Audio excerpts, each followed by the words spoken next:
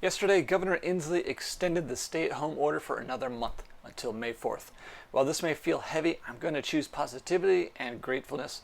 We made it to Friday, and if you're listening to this, hopefully you feel lucky to have a safe home and surrounded by your loved ones. Many are struggling to have that simple luxury right now, so let's take a deep breath of gratitude and move on. Thanks for joining us for West Seattle Daily, episode number 54, brought to you by Seatown Real Estate. I'm your host, Christian Harris. So here are some of the latest updates from around West Seattle. Last night's press release conference came with heavy news. Governor Inslee opened by saying he's extending the stay-home order through May 4th. Its original expiration was supposed to be April 6th, so extended it almost nearly a month. He says it's morally necessary because the full force of the virus hasn't fully hit yet.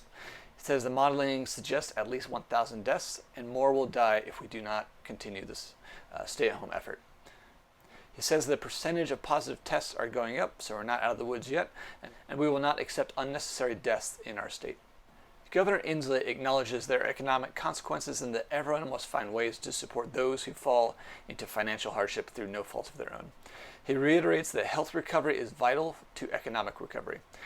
Also, while it's okay to go outside and go for walks around your block in your neighborhood, don't, for example, go to Skagit Valley to see the tulips or other areas where people may be tempted to congregate, which apparently is something that's happening even though the Tulip Festival has been canceled.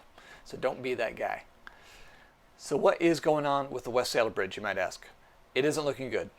Basically, the cracks in the bridge are still growing even though the bridge has been closed to traffic.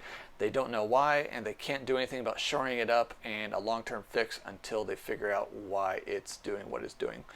So it's very likely that it's going to be closed for at least 6 months, probably longer than a year though. In closing today, I wanted to highlight a thoughtful reminder from the Senior Center of West Seattle. Take a moment to drop a note or letter in the mail to a senior that you know. I'm sure at times like these, seniors are especially feeling isolated and vulnerable. Let's do what we can to bring a little connection and joy to each other's lives right now. What have been some of your favorite moments of the self-quarantining and staying at home these last few weeks? I mean, come on, it's not all torture and monotony, is it? Right? It's not, right?